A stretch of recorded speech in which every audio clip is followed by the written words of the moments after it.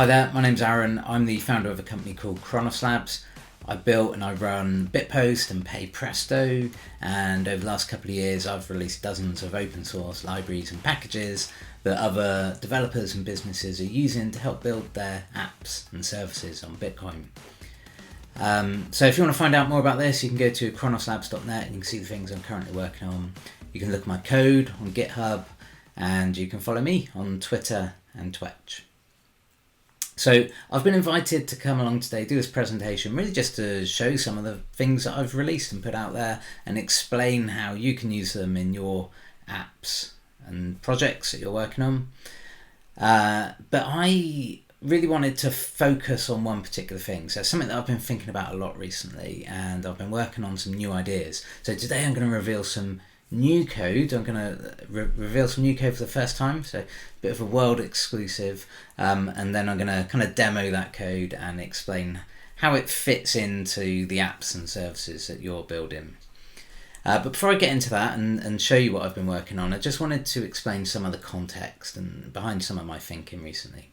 So as a developer, I'm really interested in Bitcoin because I recognize that it changes the nature of the different types of apps and services that we're able to build on the web.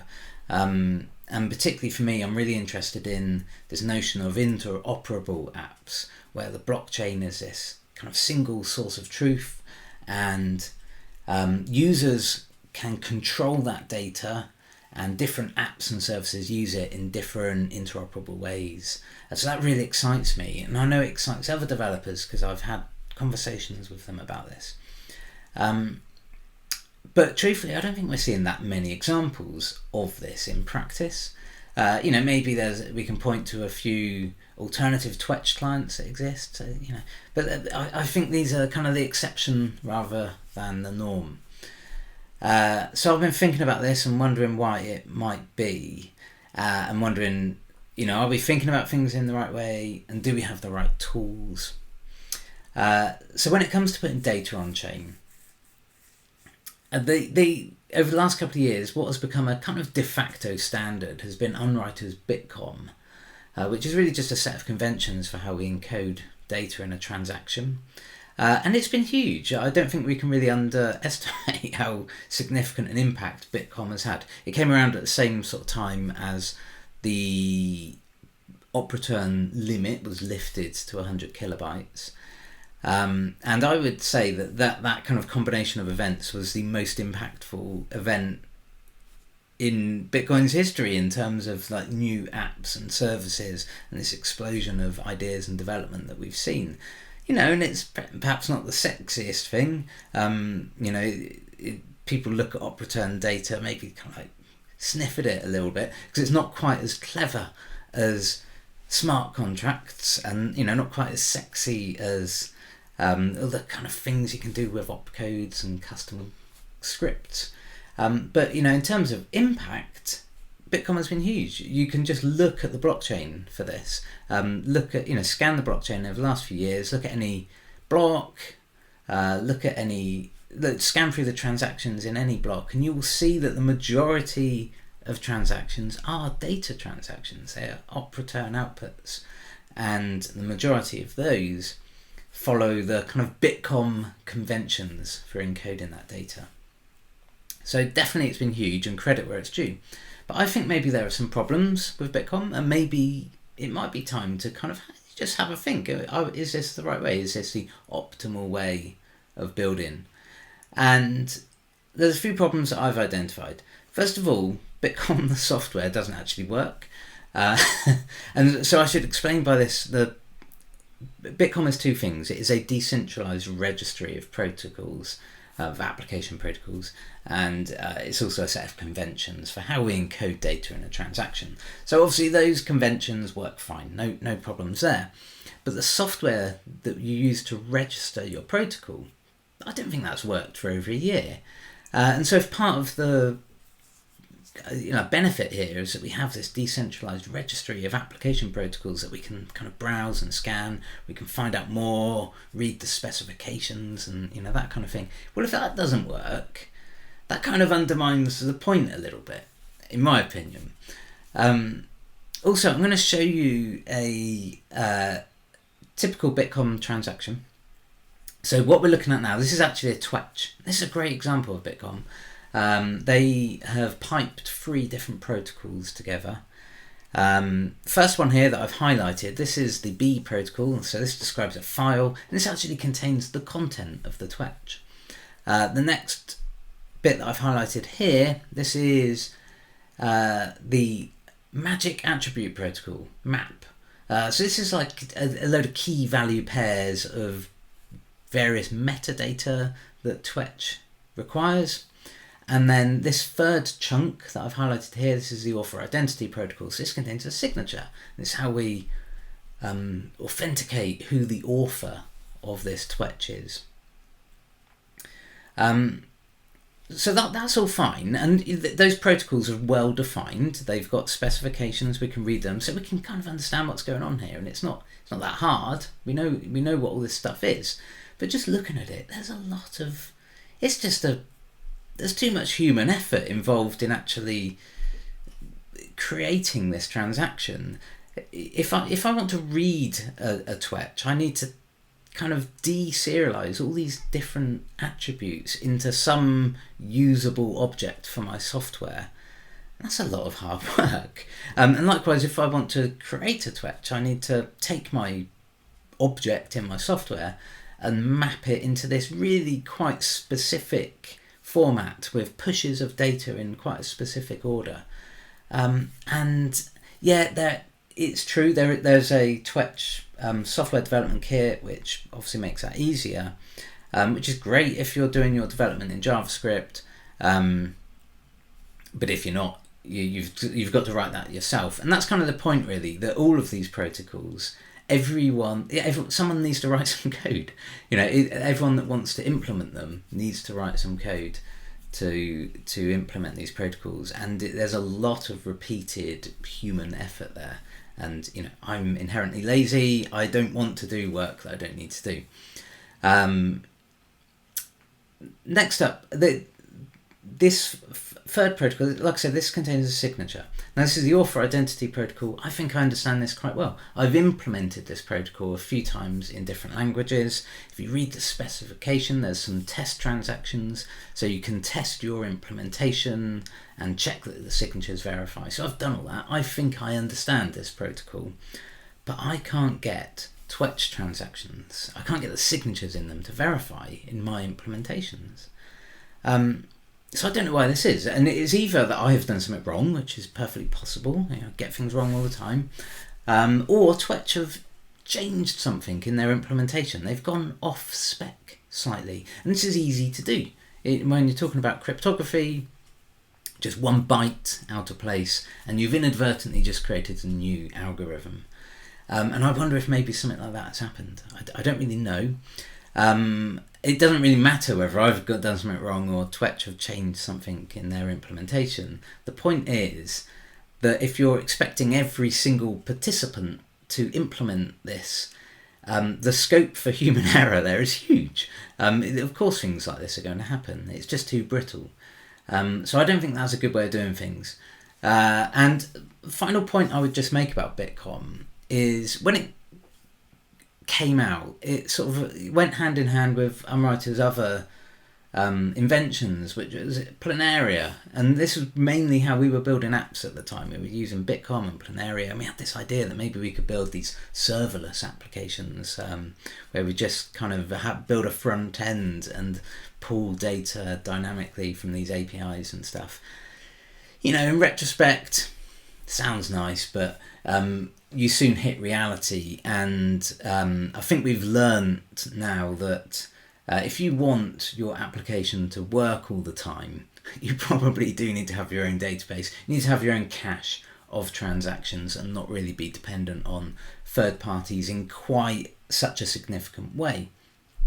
And so what this means, if you're creating your own cache and you're storing transactions locally anyway in your own app, then you can create your own indexes and your own search features within your app. So I think this idea of kind of searching and filtering by specific push datas, I mean, it obviously still has a place, but maybe it's not quite as significant as it was a couple of years ago. So I think that allows us to start thinking about new types of ideas, new ways of doing this. So I've been looking around trying to get some inspiration. And so the first thing I looked at was JSON. I mean, how easy would that be? Just to take our data, encode it and decode it. You don't need to encode and decode anything, because that's exactly what JSON is. You would just take your object and encode it into a JSON string and put that in a transaction. I mean, that to me is like, that's as easy as it gets. Now, obviously JSON has a few problems, because we're often going to be working with binary data. We're going to have signatures and public keys, and so we need to encode those. That won't work in JSON, so we need to encode those in base 64 or hex encoding them. So we've got like extra hoops that we need to think about, extra hoops to jump through, and also that's going to increase the size of our data payload. So maybe JSON isn't quite perfect for our use. So then I looked around at the various binary data serialization tools that we have. There's loads of these, and message pack and protobufs seem to be quite popular at the moment. I particularly am fond of CBOR. Now the reason I like CBOR is it works just like JSON. So you don't need to think in terms of creating schemas and structs. You can do that if you really want to maximize your efficiency and save every last byte. But if you just want that convenience that JSON gives you of taking any arbitrary object containing any types in it, and you just want to encode that as a binary, CBOR is absolutely fantastic for that. So I really like CBOR. When it comes to signatures and encryption, I think that should be handled that should be a first-class citizen of our protocol. That shouldn't be like offhand, implemented elsewhere. So we shouldn't be relying on individual users and builders to kind of be really getting their hands too dirty with that stuff. So I again turned to JSON for inspiration, and particularly to a family of specifications which I think are referred to as Jose or Jose or just JOSE, I don't know. I'm going to call it Jose. But this is a JavaScript object signatures and encryption. And if you've come across JSON Web Tokens, which if you've been building on the web, you probably have, JSON Web Tokens are actually a part of the Jose family of specifications. There's like 5 or 6 different specs here, and they describe how you can serialize data, authenticate it, and secure it. So this is actually exactly what we need to do. So this is a really great resource for us. Other people have thought of this problem, and they have solved it. Now, it just so happens that there is a CBOR version of Jose, which might be called Cozy or Cozy, or maybe just COSE, who knows. But I've read all those specifications as well. And I've taken those as an inspiration. So I don't think we need to re-implement all of Jose or the CBOR variant, but there are bits that we can take out, and so that's what I've done. I've taken out what is sensible, and I've repurposed that into a new protocol, which I'm revealing today.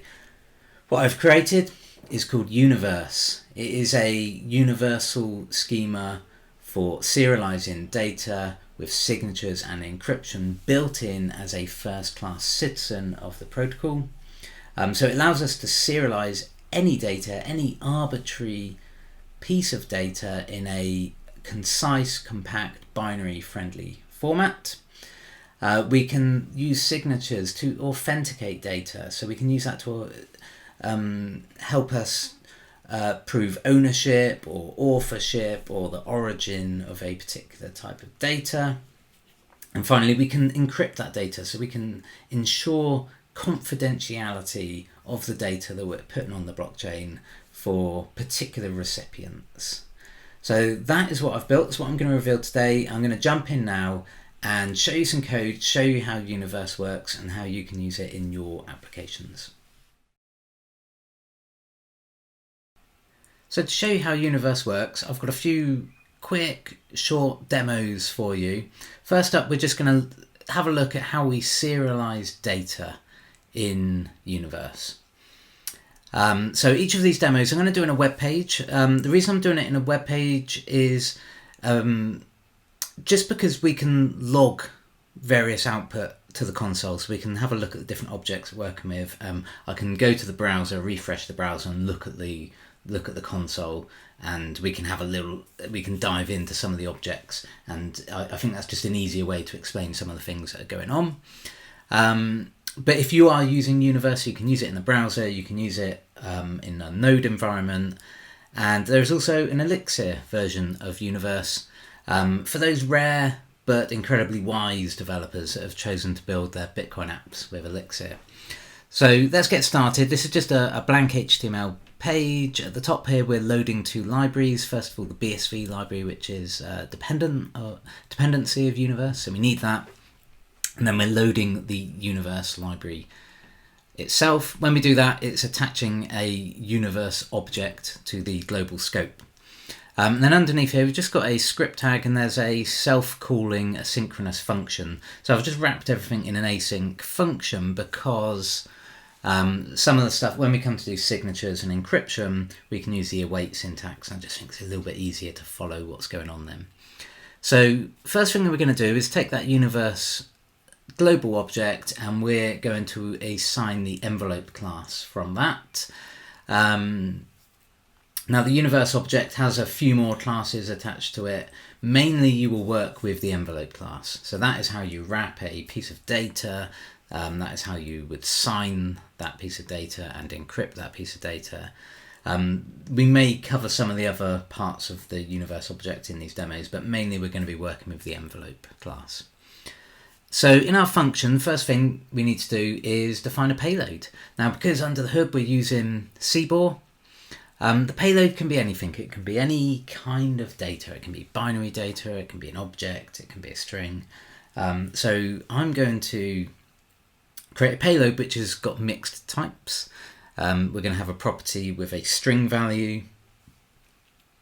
Going to have another property that's just some binary data in it. Just a few bytes of binary data. We'll have an array and a nested object, and one of those properties will be a number. So we've just got a real mix here of like representing a kind of complex object of mixed types.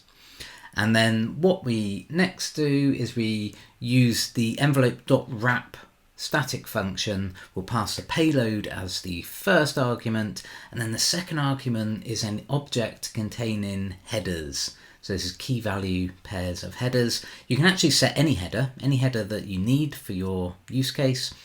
There are some predefined headers, so that some headers mean something.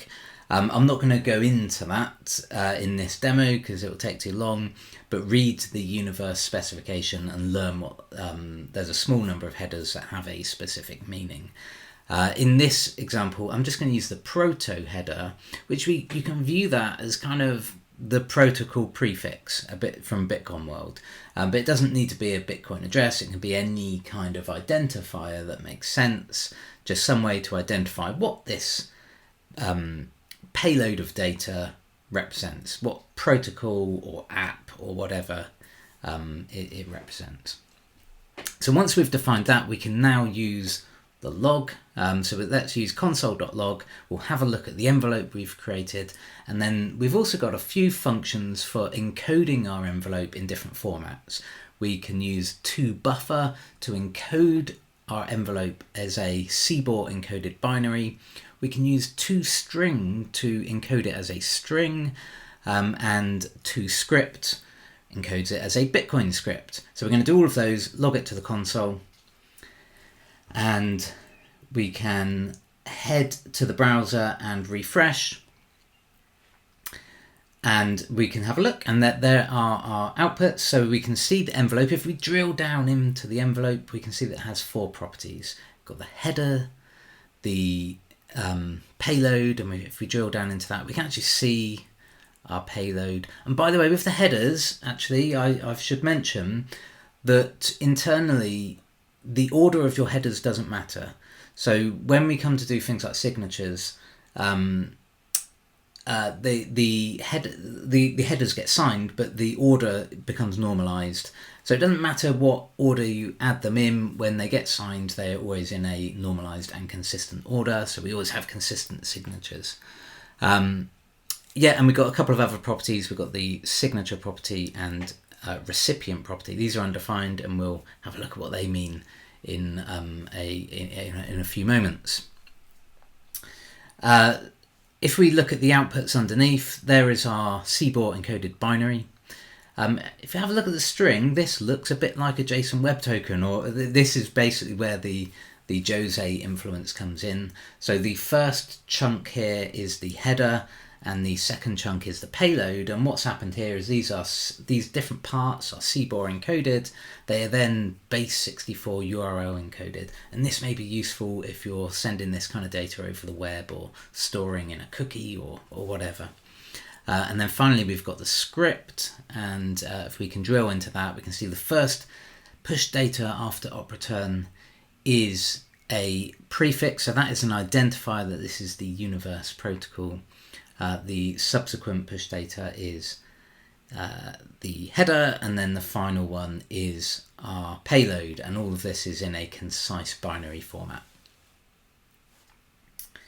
So the envelope class also has corresponding functions to decode these encoding formats. So we have a from buffer, from string, and from script function. So that kind of represents how you would take a payload of data, encode it, send it over a network, or put it into a Bitcoin transaction, or do whatever you're going to do with it, and then someone else is going to decode that using these functions. So we'll quickly have a go at that. We'll create a second envelope, and we'll use from buffer, and we'll take our first envelope and encode that using to buffer, and we'll log that to the console. We head back to the browser and refresh. We can have a look at our second envelope, and as expected, it's identical to our first envelope because it is the same. And that really just represents how it is encoded and decoded. So finally, I think we should put one of these on the blockchain. So I'm going to quickly add the money button library to the top of our page and write a little bit of code here. Let's render, we'll add a button element, and we will render money button to that element. We're just going to have a single output, and we will take our envelope, we will convert that to or encode it as a script, and then we will further encode that as a ASM string, which is needed for money button. And then once that payment is complete, we'll put something to the console. So let's quickly refresh that and swipe that button, and that's worked. So now that envelope that we've created is on the blockchain. So we have added something to the universe. If we quickly flick over to this tab, now this is the universe website. At the time I'm recording this website, at the time I'm recording this video, this website is very much in development, but there is an explorer, and we can see that our transaction there has been added there. So we can see that in the explorer. So hopefully by the time you see this video, the universe website will be live, and there will be good documentation for you to dive into and read all about this and have a play with the explorer and see transactions live as they are added to the blockchain.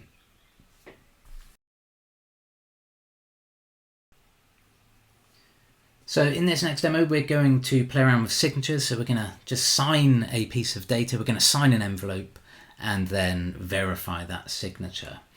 So for this demo, we need something else from the universe global object. We're going to grab the key class, and then we're going to use that straight away. But let's generate some keys. So we'll first of all generate a key for Alice, and this is going to be an elliptic curve key on the SECP 256K1 curve, which is the Bitcoin curve.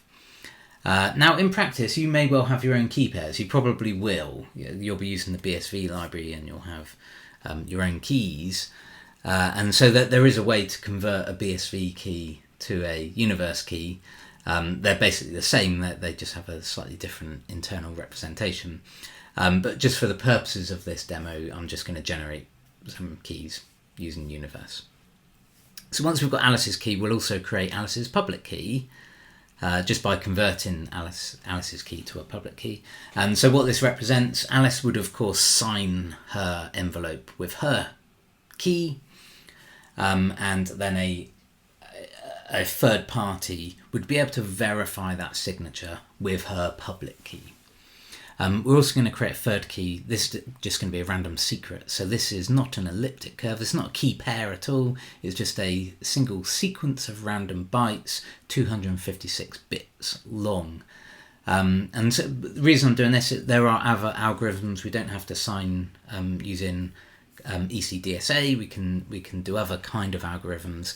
And that's all built into Universe. So I'm going to show you a couple of different algorithms that we can sign with in this demo. So first thing, we'll log all of these keys to the console and then head to the browser and refresh our browser. And so we can see Alice's key there. If we inspect that, there's a bunch of parameters. The D parameter is the private key, and the X and the Y are the points on the curve. So that's the public key. And then, so if we have a look at Alice's public key, that is just the X and the Y parameters. The D parameter isn't there. And the secret key is just a single parameter of random bytes. So head back to the code. We're going to define a payload, just a simple payload, and we will wrap that payload in an envelope. We'll just log that to the console as well. And now we're going to sign that envelope. So we will sign using Alice's key. So when we use the sign function, the first argument is the key, and the second argument is a set of headers for this signature. So we need to define at the very least the algorithm.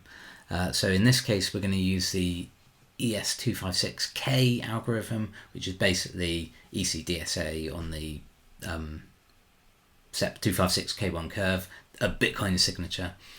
And the second header here, KID or KID, that it represents the key ID. This could be anything. It could be a Bitcoin address, it could be a Paymail address, but it's some kind of hint to a receiving party, a third party, of what key they need to verify this signature. So I'm just going to write Alice in there. So then we can log our envelope to the console. We can refresh the browser and let's have a look. So you might have noticed I logged the string encoding of our envelope twice here. Once before we'd signed it and then after we'd signed it. So you can notice here that after we've signed it, there is another chunk of data in our envelope, which is our signature. So that third chunk represents a signature. And if we browse down, if we drill down into the envelope, we can see that signature is there. That consists of a set of headers, which is the algorithm and the key ID, and the signature itself, the binary value of the signature. Next thing we can do, we can just verify that using Alice's public key. So the verify function just accepts one argument, which is the key that we're going to verify against. We can log that to the console, head back to the browser, and sure enough, we can verify that signature. So everything is working there. Now it is possible to sign many times using, if you needed, different algorithms. So the way we do that, and there are lots of use cases for this, by the way, and there are many reasons you might want to sign twice. Your application might want to add a signature so it can verify that it was the source of this piece of data, as well as the author and the owner. You might use signatures like in MetaNet to kind of represent hierarchy and structure. So there's all sorts of use cases for signatures. So we can add as many as we want, and Universe has no limits to the amount of signatures you will add to a single payload. But in this case, we're just going to sign it twice. The first signature will be we'll use Alice's key, we'll just sign that. And then the second one, we're going to sign with that secret that we generated. So the way we do this, we pass an array of arrays to the sign function. So for each sub-array, the first element is the key, the second element is the headers. For the second element, the second key here, we're using the HS256 algorithm, which is a hash-based message authentication, basically a MAC, and we'll add the key ID of secret. So we will verify that as well, and we verify the same way by passing an array of keys, and they obviously must be in the same order as the array of signatures. So we do that, we can log that output, head back to the browser, refresh the browser, and would you believe it, it verifies. So that just shows one way that we can sign our envelope with many signatures.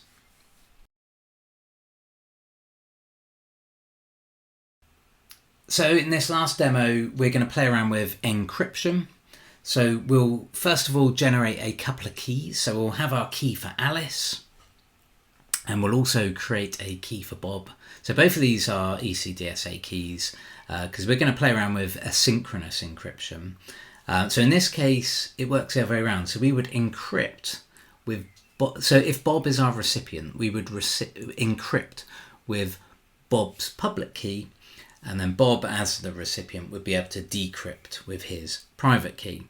But there are also synchronous encryption algorithms, so we could, if we wanted to, generate a secret. And that there are different use cases for different types of encryption. But in this demo, I'm just going to use asynchronous encryption. So we will define our payload and wrap that in an envelope, and we'll log a string encoding of that to the console. Also, we're going to sign the envelope with Alice's key. You don't have to do this. It's not necessary that you must always sign it as well as encrypting it. You could just encrypt it without the signature. But just for this demo and for completion's sake, I'm going to sign it with Alice's key, and we'll log the envelope encoded as a string to the console and the payload. And then next up, we're going to actually encrypt. So we use the encrypt function. So as with the sign function, the first argument is the key. So in this case, we'll use Bob's public key because he's our recipient. And then we must provide some headers. So we have to give the algorithm. So this is a complete mouthful, but what that is a ECDH key exchange. It uses a KDF function to derive a secret. And then that secret is used to encrypt the payload with the AES-128 GCM algorithm. And the key ID in this case is going to be Bob. So Bob is a recipient, he knows he can use his key to decrypt this. So we will log this now, the encoded envelope. We'll log the payload and the envelope itself to the console. Head back to the browser and let's have a look at see what we've got. So we can see here we've logged the encoded envelope a few times here. So the first time we see it, this is just two values, the two chunks. We've got the headers and the payload. Then we signed it with Alice's key. So we've got this third chunk. So that's our signature. And we can see the payload here is still unencrypted. Then we encrypted it with Bob's public key. And so now we can see the encoded envelope has a fourth chunk on the end of it, so that is now complete. And if you're really eagle-eyed, you will notice that that second chunk is different than in the previous two logs, because that is the payload and that is now encrypted. We can see underneath that that payload is now encrypted. It's just a bunch of bytes. And if we drill down into the envelope itself, we can see that those four properties, the headers, the payload, the signature, and the recipient all now have values. We can have a look at the recipient and see that that is a set of headers. It also has a key property which has nothing. That comes into use when we encrypt for multiple recipients, which is possible, and one of the features built into this. I'm not going to have time to demo that in this presentation because I'll need another 10-15 minutes to do that. But for now, let's head back to the code and we can decrypt this with Bob's key.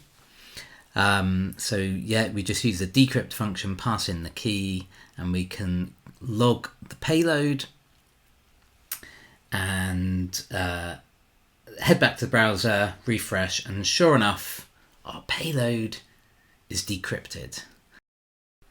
Like I said, it is possible to encrypt for multiple recipients. I don't have time to fully demo that, but the way it works in principle is when you pass an array of keys to the encrypt function, the first key is used as the content encryption key. And so that is used to encrypt the payload using the specified algorithm for that key. And then each subsequent key is used to encrypt the first content encryption key. So at the receiving end, the recipient would use the envelope decrypt at function, the first argument of which is the recipient index for that key. So that is Universe. You can find out more at universe.network. You can read the documentation, you can read about the specification, you can find out about the JavaScript and the Elixir libraries, and you can discover all the algorithms that you can use for signatures and encryption. I encourage you to have a play, try it out. If you have any questions or any problems, please do reach out to me. Thank you.